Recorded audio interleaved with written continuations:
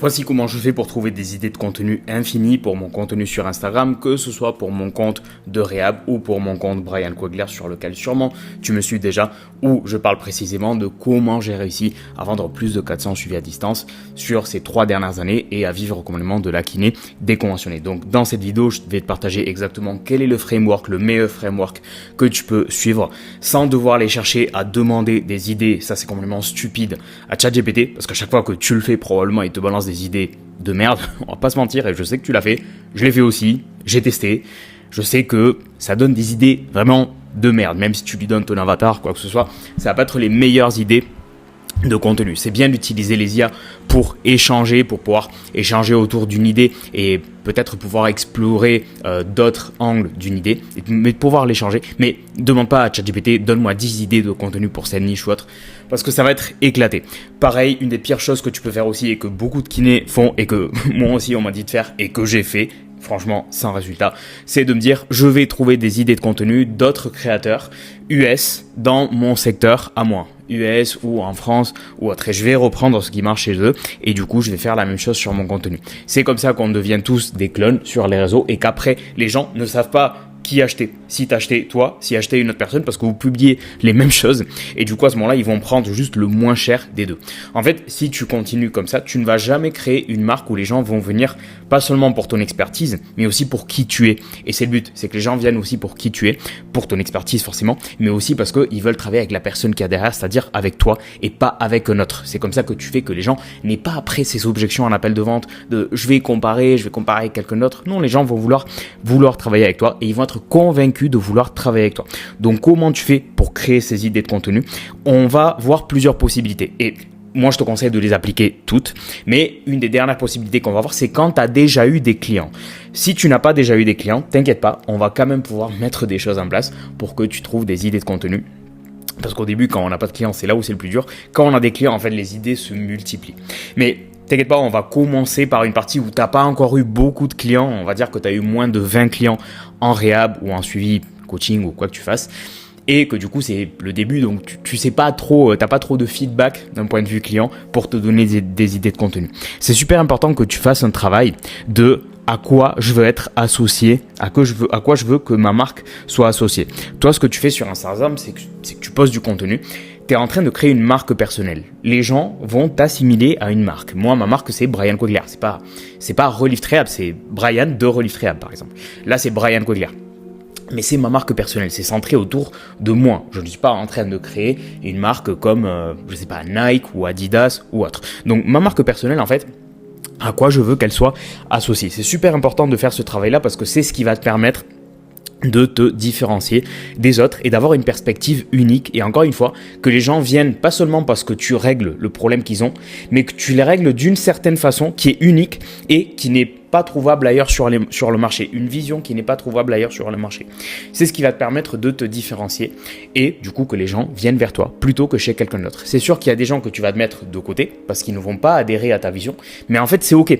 Si précisément tu cherches à n'écarter personne, tu cherches à intégrer personne dans ta façon de travailler, tous les gens de ton secteur, c'est là où tu ne vas attirer personne parce que tu ne vas parler à personne. Il faut que tu te positionnes contre des choses, pas pour créer de la controverse, mais encore une fois, pour créer un positionnement. Qu'est-ce que ça donne spécifiquement en termes d'exemple? Moi, ce que je te conseille de faire, c'est de faire un exercice, c'est le contre et pour. Qu'est-ce que les gens dans ton secteur, dans la réhab, on va mettre que tu travailles dans la réhab, moi je travaille dans la réhab en force athlétique. Okay, donc on va mettre tout le secteur santé, douleur, réhab dans les sports de force. Qu'est-ce que les gens disent, font ou pensent dans ce secteur que toi tu n'es pas du tout d'accord? Tu dis mais c'est pas normal que les forceux qui veulent performer sans douleur soient en train de faire ça plutôt que ça. Et c'est là où on va faire l'exercice contre-pour. Soit en train de faire le truc contre lequel je suis plutôt que de faire le truc que je recommande de faire. Là, je sais ce que tous vous allez me dire. Si tu travailles dans la réhab, du crossfit, de la course à pied, de quoi que ce soit, tu vas me dire c'est pas possible que les gens fassent du repos au lieu d'adapter leur entraînement. Sauf que ça, ok, t'as compris l'exercice, il faut que tu fasses ça, mais il faut que tu le fasses avec un truc qui parle aux gens. Le repos c'est bon, on a compris, tout le monde répète ce même message. C'est pas un positionnement contraire parce que, sauf quelques vieux médecins du sport ou kiné, peu importe le métier, Genre ça, c'est quelque chose qui arrive encore, mais disons que tu ne vas choquer personne. Genre ça, c'est normal pour les gens qui se renseignent au minimum. Les gens qui cherchent une réhab à distance, c'est des gens qui se renseignent déjà un minimum. Ils ont déjà compris qu'ils ne doivent pas se reposer, qu'ils ne doivent pas se reposer. Tu dois prendre un niveau de conscience un poil plus haut. Qu'est-ce qui, en gros, va vraiment parler aux gens de ta niche et de ton secteur et des gens qui sont déjà relativement renseignés? Moi, par exemple, en force athlétique, tous les forceux savent très bien ça. Même si leur médecin leur a dit, ils savent très bien que le repos, c'est pas bien pour eux. Mais en fait, si je leur donne ce message, je ne vais pas leur faire avancer dans leur niveau de croyance, dans leur niveau aussi de conscience, de compréhension.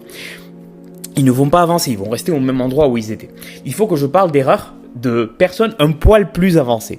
Par exemple, dans la force athlétique, qu'est-ce que font tous les forceux? Dès qu'ils ont mal, ils vont faire des échauffements à rallonge avec l'élastique, des exercices de réhab qu'ils ont vus sur les réseaux. Ils vont faire des étirements. Et selon moi, c'est des erreurs de faire ça. Parce qu'ils devraient plutôt se concentrer, sûrement, sur faire quelques exercices de réhab, échauffement à rallonge, plutôt un échauffement concis, mais qui cible bien. Et forcément, je donne des illustrations, je ne m'arrête pas seulement sur ce message. Et plutôt que de faire plein d'exercices de réhab, ils devraient surtout adapter leur entraînement. Et ce qui marche très bien, et c'est mon mécanisme unique à moi, c'est les variations. C'est-à-dire qu'au lieu de faire du back squat, pour ceux qui ont mal au dos, un truc qui fonctionne très bien, c'est le squat en Zercher. Je me positionne contre l'utilisation des variations pour des gens qui ont un peu tout essayé en termes de douleur, parce que c'est ce qui leur permet, c'est ce que moi j'ai trouvé qui leur permet le mieux de performer sans douleur, au moins sur le premier mois de réhab. Après, forcément, on revient vers un schéma, d'entraînement classique. Ils font tous de la réhab beaucoup trop légère. Alors que moi, je recommande, forcément en respectant les règles de la douleur, de faire une réhab intense. Parce que les sports de force, c'est quelque chose d'intense. Ils font soulever 200 kg au bench ou 150 kg au bench, c'est quelque chose d'intense. Il faut que ta réhab soit intense si tu veux recréer des adaptations au niveau de ton corps et performer sans douleur. Ils font tous, ça j'en ai vu plein, des exercices de stabilité dès qu'ils ont mal au dos. Le Bird Dog, le McGill Big Three, ils font ça. Alors que ils tirent déjà tous 200 kg au terre. T'as pas besoin d'être plus stable au niveau du dos, mon gars. T'as besoin de bouger plus parce que tu fais 2000 pas par jour. Tu fais un sport de force où il y a zéro mouvement au niveau de ton dos. T'es gainé tout le temps. T'as besoin de bouger plus. Donc, renfort, dynamique. Ça, pour l'instant, et ça, c'est la première étape, c'est de le dire avec tes termes. Ça, si je le dis comme ça ne va parler à personne parce que c'est des termes de kiné. Maintenant, il faut que je l'atterrisse à, ok, tous ces éléments-là, où je suis contre, je suis pour, comment je les atterris dans un langage et avec des exemples concrets pour que les gens, mon audience, le comprennent. Parce que ça, c'est des termes de kiné. Et on sait très bien qu'il faut que tu parles à ton avatar avec son langage à lui, avec ses mots à lui. Donc ça, c'est super, super important. Nickel. Donc, franchement, déjà, ces idées-là, essaye d'en trouver. Moi, ce que je te recommande, c'est les 5 6 avec lesquels tu t'identifies le plus, genre mon top 5, top 6, des choses contre lesquelles je me positionne, contre les trucs que font les gens dans mon secteur. Et moi, ma vision unique, c'est quoi le pour? C'est quoi l'autre côté? Top 5, top 6 de ce qui te parle à toi et de ce que tu penses qui va parler aussi à ton audience. Qu'il y a des gens qui vont vraiment se reconnaître dedans. Encore une fois, le repos, adapté plutôt que le repos, je pense que ça va parler un peu moins, c'est un peu moins bateau. Pareil pour tout ce qui est un peu abstrait. Tu ne sais pas bien gérer tes douleurs, etc. Tu ignores ta douleur. Ça, c'est un peu trop bateau. Il faut que ce soit des choses surtout actionnables. Ça, par exemple, toutes ces idées-là, quand je te dis je me positionne contre les exercices de stabilité, tu peux déjà imaginer les exercices. C'est un truc concret que la personne peut s'imaginer en train de faire ça, en train de faire cet exercice, en train de faire sa réhab avec un élastique pendant qu'il parle avec un pote sur son téléphone. Il peut s'imaginer en train de faire ses étirements. Les échauffements à rallonge, c'est un truc qu'il fait tous les jours. Mais en fait, il se visualise dans cette situation. Il faut que ce soit quelque chose de palpable, encore une fois. Okay, donc, fais cet exercice et déjà, tu vas tirer plein d'idées de contenu à partir de ça. Pas que 5-6. Tu vas voir que là, on va pouvoir par la suite les multiplier. Je vais t'expliquer dans la fin de la vidéo comment tu peux multiplier ces idées de contenu. Ok, donc ça, c'est tes associations de marque. En gros, ça, ce qui est cool, c'est que maintenant, moi, Brian, on va pas m'identifier seulement comme un kiné dans la FA, on va m'identifier comme le kiné dans la FA qui défend ces idées-là. Et il les défend à mort. Vous savez qu'ici, je défends l'idée de tu n'as pas besoin de faire du contenu viral. Au contraire, je pense que c'est négatif de centrer ton contenu autour de la viralité si tu veux développer tes suivis à distance. Il faut que tu centres, c'est pas grave le fait d'être viral en soi, mais il faut pas que ce soit quelque chose qu'on cherche. Il faut qu'on centre notre contenu sur le fait de créer de la confiance, et de créer des associations de marque, que les gens nous associent à certains messages, à certaines idées. C'est comme ça qu'on va réussir à avoir une marque qui dure sur le long terme. Moi, ça fait 3 ans que je suis présent dans le game. Le but, c'est d'être présent tout au long. Bref, et les gens, en fait, déjà, ils m'associent à l'idée de Brian, il défend ces idées-là. Je sais très bien que quand je vais arriver dans un suivi avec Brian, il va pas me donner des exercices de stabilité. Donc, tous les gens qui ont déjà essayé ça et qui n'a pas fonctionné, parce que ça ne fonctionne pas la plupart du temps, ils savent déjà que moi, je défends autre chose et que du coup, ils pourront la tester chez moi. Avec ma, j'ai pas envie de dire méthode, parce que j'aime pas trop les méthodes en soi, ou le mot méthode, mais avec ma vision ou mes valeurs, mon idéologie d'un point de vue réhab. On va le dire comme ça. Ok, donc les gens ils m'ont déjà associé à ça. Donc les gens qui adhèrent avec ce message-là, en fait ils vont venir avec moi et pas avec quelqu'un qui peut-être défend d'autres éléments, la posturologie, les étirements, d'autres choses. Ok, je suis pas contre les gens qui font ça, mais encore une fois c'est juste mon idéologie de ce point de vue réhab. Donc ça déjà c'est obligatoire que tu le fasses, c'est obligatoire. Sûrement tu as ta vision unique.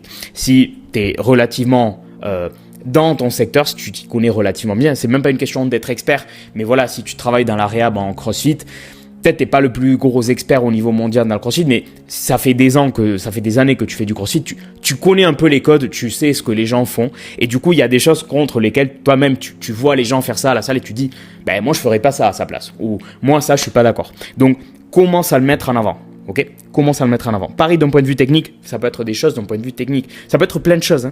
Moi, par exemple, je suis contre le fait de serrer les omoplates au bench. C'est un angle très précis, mais qui pour moi a bien marché parce que tout le monde le fait. Et je suis pour le fait de créer un ancrage au niveau de la nuque. Ça, c'est vachement niche, force athlétique, mais voilà, pour que tu vois que ça peut être un truc technique. Je suis pour les genoux qui rentrent au squat. J'ai pas de problème avec les genoux qui rentrent au squat, par exemple. Ça, c'est ma vision unique à moi. Ok.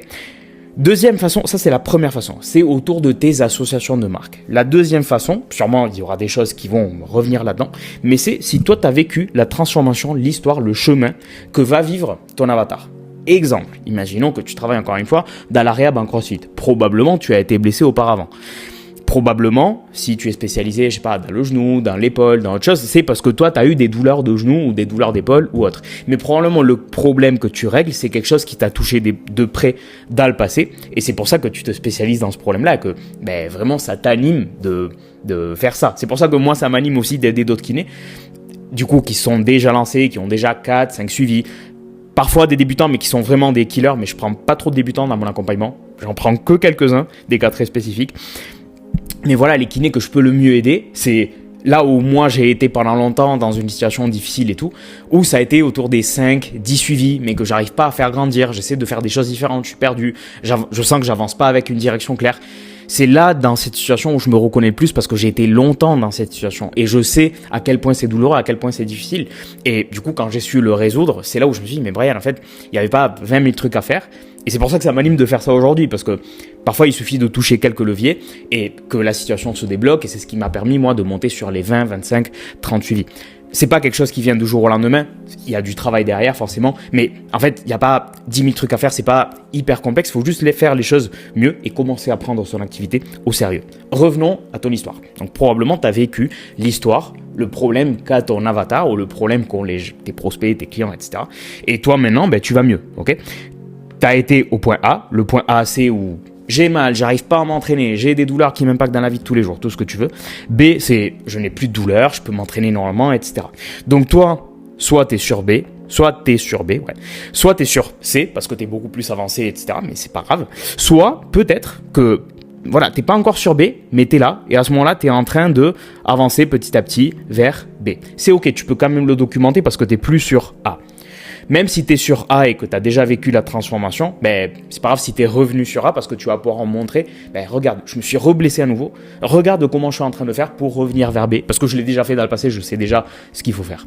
Donc, c'est bien de documenter dans tous les cas. Mais en fait, si tu as vécu ça, c'est super facile de trouver des idées de contenu. Parce que, regarde, et tu peux prendre l'histoire de toi.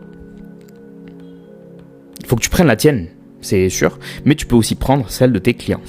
Okay ? Quand tu étais sur A, c'est quoi les erreurs que tu faisais qui te gardaient sur A ? Exemple, imaginons que tu fais, du CrossFit.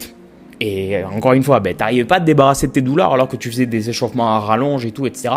Mais en vrai, tu n'avais pas pris bien le temps d'identifier ce qui pose problème chez toi et de faire des exercices, voilà, bien précis, une réhab bien concise, intense, mais surtout adaptée à ta problématique. Ok, ça c'est une erreur, c'est un exemple. Erreur, moi quand j'ai eu des douleurs à l'épaule et que j'étais pas kiné, je serrais mes os au plateau bench parce qu'on me disait de faire ça sur internet. Donc pareil, il y a des choses qui vont revenir, mais c'est encore une fois, si jamais il y a des idées nouvelles qui viennent à partir de ce que tu as vécu, c'est cool aussi d'en parler. Donc c'est quoi les erreurs? C'est quoi les croyances que tu avais quand tu étais là? Moi par exemple, j'ai eu mal au genou quand j'étais beaucoup plus jeune et je croyais que c'était parce que j'étais seulement en surpoids. Forcément, c'est une partie de ça, mais même en restant en surpoids, c'est surtout le fait de commencer à renforcer mon genou qui m'a aidé. Et je pensais aussi que j'allais avoir de l'arthrose, que du coup j'allais avoir mal à vie, etc. Je pensais que j'étais foutu à vie. Je croyais que je devais mettre de la glace, etc. Mais ça, c'est une situation antérieure, quand j'étais sur A. Et c'est quoi les ennemis que j'avais? Ennemi, par exemple, ça peut être le médecin qui me disait c'est seulement parce que tu es en surpoids, ou le kiné qui me faisait que massage. Ce qui marche le mieux, parce que il y a déjà plein de kinés qui communiquent autour du message de c'est pas bien de faire que des massages, que de la thérapie manuelle, etc. Ok, ça on a compris, je pense que c'est assez vulgarisé dans les réseaux. Tu peux l'inclure dans ton message, mais ne dépend pas que de ça, parce que tout le monde est en train de dire ça déjà. Commence à parler des erreurs concrètes, et encore une fois, c'est là où ça c'est super puissant. Parce que probablement là, tu vas sortir des choses que d'autres kinés ne sont pas en train de sortir sur leur contenu. Ok, nickel. Donc, tu peux parler déjà de ça, des erreurs, des croyances des ennemis. Tu peux m'en trouver des erreurs, franchement, 7 à 10. Des croyances, tu peux m'en trouver 5, à peu près 5 croyances que tu avais à l'époque ou qu'avaient tes clients à l'époque où ils étaient sur A. Et 2 à 3 ennemis. Ça, déjà, ça te fait à peu près 15-20 idées de contenu supplémentaires. Essaye de me trouver ça. Okay. Maintenant, qu'est-ce que tu peux parler aussi d'idées de contenu? Tu peux parler de B, du point B. Qu'est-ce qui te permet tous les jours, que tu fais tous les jours, d'être dans B? Comment tu fais pour rester et pourquoi tu fais ces choses-là comme ça? Exemple, moi par exemple, là, par exemple sur A, il n'y a pas le côté renfo dynamique, mais c'est un truc ça qui me permet de rester sur B. C'est d'avoir des mini-séances de renfo dynamique en fin de séance de force athlétique de 15 minutes dans lesquelles je fais des mouvements auxquels je ne suis jamais exposé.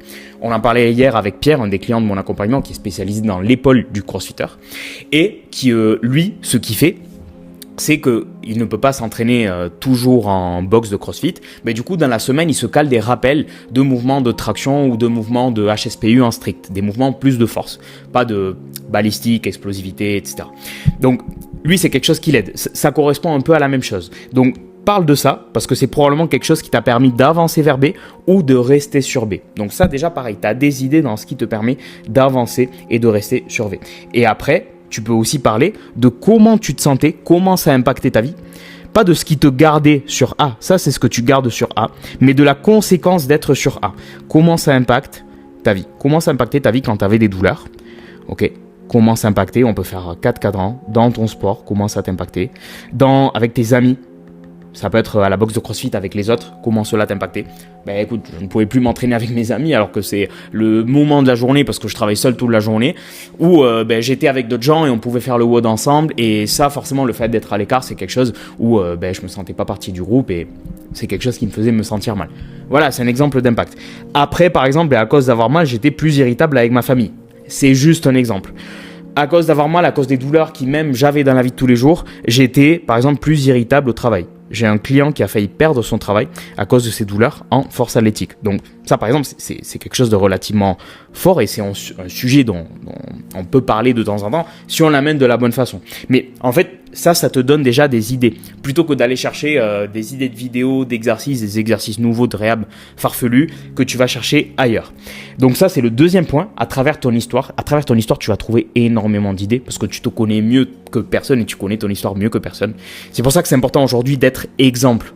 De pas seulement être bon à donner des conseils, pas seulement être bon à être un bon kiné, mais d'être exemplaire, d'avoir vécu et d'avoir réussi à atteindre ce que nous on fait chez nos clients et d'avoir vécu le chemin que vont vivre nos clients. Et la troisième possibilité d'idées de contenu, le troisième grand pilier d'idées de contenu que tu vas trouver, c'est à partir de tes clients. Et là, plein de gens qui vont vous dire ok, pose des questions à ton audience et réponds aux questions de ton audience. Et ça, je ne suis pas à 100% d'accord. Parce que dans ton audience, Notamment si tu as déjà publié du contenu un peu viral, qu'il y a des gens qui sont arrivés sur ton compte, mais c'est un peu des touristes. Tu te retrouves avec des gens qui te demandent beaucoup de conseils gratuits. Et en plus, c'est des conseils gratuits de merde. Genre, donne-moi un exercice comme si ça allait lui sauver pour ma douleur. Ou t'as pas un tips comme ça rapide pour me donner. C'est inutile que tu prennes des idées à partir de ces gens comme ça, parce que tu ne veux pas attirer des gens comme ça. Il faut que tu prennes des idées de tes clients ou des gens qui sont à ça de t'acheter ou qui ont failli t'acheter. En fait, regarde, on va dire que ce point-là, c'est le parcours client. Okay, c'est des gens qui viennent de te découvrir ou des gens de ton audience. On va dire qu'au fur et à mesure, là, le niveau de conscience, il monte. Plus tu avances dans cette ligne-là, plus le niveau de conscience et d'évolution, comme si c'était un Pokémon, plus le Pokémon a du niveau. Là, Pokémon 0, c'est quelqu'un qui vient te découvrir ou quelqu'un qui te suit depuis longtemps, mais il est resté coincé. C'est un touriste. Genre, il comprend pas que c'est pas la réhab sur long terme qui va l'aider. Il comprend pas que il n'y a pas un exo magique sur Instagram qui va l'aider. Il comprend pas que il doit arrêter de faire du repos, de la glace, etc. Il est encore sur un niveau catastrophique. Okay, donc ça, c'est touriste. Ça, c'est au moment où il devient client. Okay, probablement, il y a des gens 99% des gens, ils resteront là toute leur vie. C'est ok. Mais bon, il faut assumer ça. Il faut déjà partir de cette supposition et de ce constat-là. Ok. Là, client ou vraiment prospect où tu dis il a le bon niveau de maturité, il comprend les bonnes choses. Peut-être c'est quelqu'un qui termine pas de m'acheter parce que vraiment il n'a pas les moyens, mais il comprend en fait comment je travaille, il me fait confiance et c'est quelqu'un qui aurait pu m'acheter si vraiment il avait l'argent. Okay, si vraiment il avait l'argent. Donc prospect, mais de niveau haut. Un prospect où il te dit non, il te dit qu'il veut pas travailler avec toi et toi à la limite t'es dégoûté parce que tu aurais pu vraiment l'aider et c'était une personne qui arrivait déjà dans les bonnes conditions. Ça c'est le point de cuisson idéal, de là où il faut sortir les idées. Pourquoi ? Parce que ça, quand on avance plus, c'est un client qui a déjà eu les résultats, qui est déjà sur B, et forcément, il n'a pas les mêmes problèmes. Donc, en gros, tes clients qui sont... Allez, on va élargir un peu plus. Tes clients ou tes prospects qui sont vachement bien avancés ici, tu vois, c'est des prospects qui sont bien avancés, là, ça devient des clients, et des clients qui sont sur la première phase de traitement, on va dire, quand ils ont encore des problèmes, des erreurs, ils viennent de faire des erreurs, ils sont encore bien gênés par leurs problématiques, etc. De là, sortent des idées. Encore une fois, des erreurs qu'ils font, des difficultés qu'ils rencontrent, de leur évolution, de comment ça impacte ça dans leur vie, de commencer, quel impact ça a de commencer à se débarrasser de ces douleurs, de voir qu'en fait, après 3 ans à ne pas du tout avancer, j'ai mon premier entraînement que j'arrive à faire avec un peu moins de douleur. Sort des idées à partir de là, de ce que vous avez mis en place, des erreurs, ça surtout, erreurs qu'ils étaient en train de faire avant de travailler avec vous. Parce que, et ça rejoint l'image de marque, là un touriste fera l'erreur de mettre de la glace, faire du repos, etc. Les trucs vraiment inutiles. Alors il est vraiment trop débutant sur ce domaine-là. Et là, un prospect qui est bien avancé, moi c'est le cas en force athlétique, la plupart des prospects, ils savaient déjà qu'ils devaient adapter leurs entraînements. Mais ils ne mettaient pas en place des variations. Ils ne mettaient pas en place des exercices de réhab adaptés à leurs problématiques. Ils faisaient des routines de réhab à rallonge. Ils faisaient des étirements. Parfois, il y en a qui faisaient bien le réhab, mais en fait, ils ne bougeaient pas assez dans la journée. En gros, ils faisaient leur réhab, mais ils étaient à 2000 pas par jour. Donc forcément, le dos allait être super raide. Mais tu vois, ça, c'est des choses qui parlent. Et en fait, si tu parles de ça, il y a des gens qui vont se reconnaître, qui sont dans ce même point de cuisson idéal, là, le même point où ils sont à ça de t'acheter. Et c'est là où les gens vont passer à l'action. Et pareil, si tu parles des erreurs de tes clients ici, probablement, ils ont des difficultés similaires. Okay ? Je te donne l'exemple de hier. Et ça, il faut que tu le fasses de suite. Hier, il y a un de mes clients de mon accompagnement qui m'a envoyé un message, qui me dit « Brian, c'est le deuxième client d'affilée, deuxième prospect d'affilée dans ma niche de réhab, qui me dit non parce que y a le blocage de se faire suivre en distanciel, etc. qui pose problème. » Je vais expliquer de suite à mon client sur WhatsApp comment il devait faire face à ça, comment il pouvait résoudre l'objection en appel de vente, mais surtout qu'il devait bloquer l'objection en postant dans son contenu comment il aide les autres gens à distance. Comme ça, c'est clair, c'est posté sur son contenu et les gens, quand ils arrivent sur son compte, ils comprennent comment ils peuvent être aidés en distanciel. J'ai déjà directement partagé cette vidéo sur Instagram parce que probablement, il y a des prospects qui pourraient être intéressés par mon accompagnement qui ont les mêmes problèmes similaires. C'est des kinés qui sont déjà lancés. C'est pas des kinés qui sont là, qui se disent « Ouais, mais me mettre face à une caméra, etc. Je sais pas trop. » Voilà, tu vois, c'est pas le même point de cuisson, c'est pas le même niveau si c'était des Pokémon. Là, je suis en train de rabaisser toute mon audience. Alors là, je me mets tout le monde à dos. Mais je le dis pour que tu comprennes, ok ?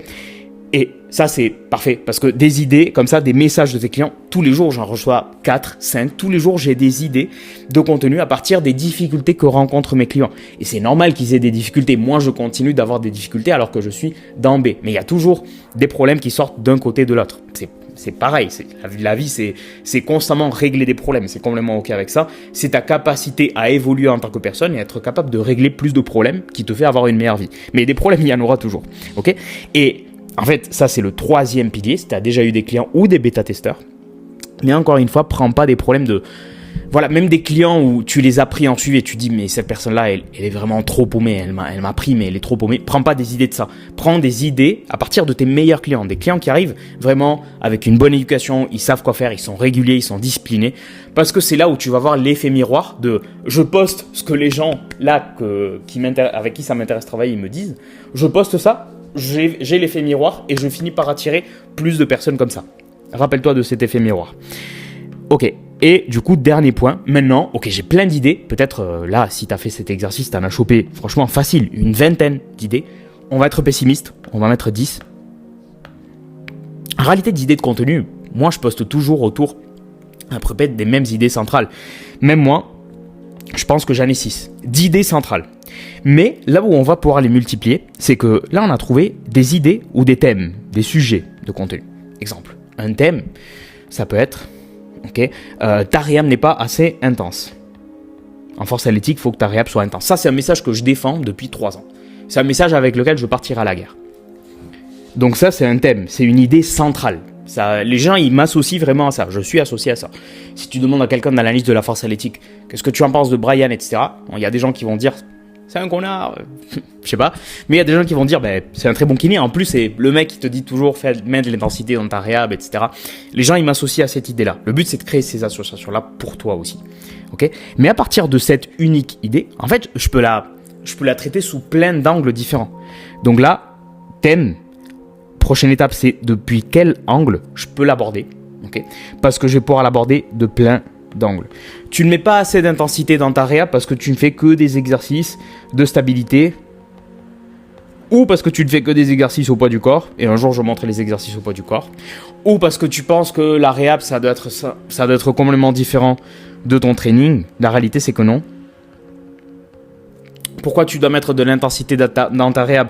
Parce que si tu veux ressoulever lourd sans douleur, il faut qu'aussi ta réhab te prépare à ça et donc tu fasses des exercices lourds. Donc sous l'angle de l'objectif. Il y a une autre fois où je peux l'aborder sous l'angle de, regarde, hier à la salle, j'ai vu un gars en train de faire sa réhab. Il m'a dit qu'il avait mal à l'épaule et après je l'ai vu en train de faire sa réhab à l'élastique ou en train de regarder son téléphone. Donc à partir du vécu, quelque chose qui m'est arrivé, à partir d'un truc que faisait mon client, à partir encore une fois de l'idée au lieu de PDC, je vais parler de l'élastique. Tu ne peux pas faire ta réhab si tu fais de la force athlétique avec des exercices à l'élastique. Tu vois, c'est plein d'angles différents mais qui finalement ramènent à la même idée centrale. Et le but, c'est que toi, tu accroches via l'angle parce que c'est quelque chose que ça, la personne elle se dit, mais tiens, aujourd'hui, j'ai fait ma réhab à l'élastique. Et que petit à petit, dans ta vidéo, tu le ramènes vers l'apprentissage, vers l'idée, vers l'idée centrale. Donc ça, déjà, ça te donne plein de façons, de possibilités différentes d'aborder un même sujet. Et maintenant, comment on fait pour multiplier encore plus ça ? J'ai mon angle, maintenant je vais le multiplier sous différents formats. Et c'est là où tu peux peut-être trouver de l'inspiration ailleurs et aller chercher quel format fonctionne bien dans d'autres niches ou d'aller regarder sur Instagram et te dire, tiens, ce format-là, le format par exemple clone, le format écran vert, le format split screen, par exemple, le format où je parle pendant que je fais quelque chose. Le format, maintenant, il y a le yapping, peu importe, mais en soi, c'est la même chose, c'est juste être authentique. Le yapping fonctionne parce que vous êtes authentique et il n'y a pas de script. Et ça choque, c'est juste différent parce que tout le monde est en train de faire des scripts. Donc les gens qui font du yapping, ça fait différent, etc. Mais c'est pas un format meilleur que notre, c'est juste authentique et réel. Et pour moi, on va de plus en plus vers du réel. Le yapping, c'est juste une conséquence de ça. Mais bref, là, tout le monde parle de ça. Et t'as plein de formats. Donc en fait, t'as tes 5-6 idées phares de base, sous plein d'angles différents, et chaque angle, tu peux le multiplier sur plein de formats. Et en plus, même si tu fais le même format de même angle, d'un jour à l'autre, en fait, toi, tu vas le dire d'une façon différente parce que tu auras un autre vécu, tu auras une émotion différente au sein de toi. Moi, par exemple, j'ai fait une vidéo et c'est un sujet que j'ai répété plein de fois où je me positionne contre, ça c'est un truc aussi contre lequel je me positionne, contre SBD only. Le fait de faire que du squat, bench, deadlift toute l'année. Selon moi, c'est pas adapté à la plupart des pratiquants, surtout ceux qui veulent faire de la force mais ne pas avoir de douleur constamment dans leur vie. Mais je suis pour le fait d'avoir de la variété dans l'entraînement. Ok, je me suis positionné d'un angle où je venais d'avoir un client, et c'était le 4e d'affilée que j'avais, qui avait le dos mais en compote parce qu'il avait fait ça.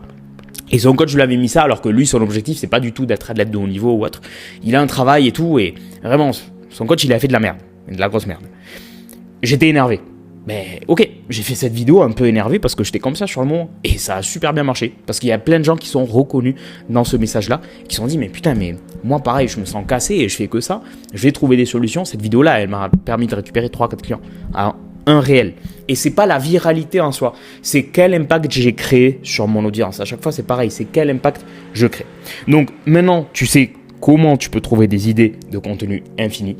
Si jamais tu veux qu'on voit ça directement, qu'on voit pas seulement comment tu peux trouver plus d'idées, mais dans ces idées-là, précisément, c'est lesquelles qui créent le plus d'impact pour ton audience et qui déclenchent ce désir d'achat, ce désir de « Ok, maintenant je vais travailler avec Brian et je veux travailler maintenant ». Quelles sont les idées qui déclenchent ça? Moi, je les identifie. Je les ai identifiées en force athlétique. On peut les identifier également pour toi, comme je le fais pour mes clients dans mon accompagnement Elite Physio. Tu as juste à m'envoyer un message sur Instagram.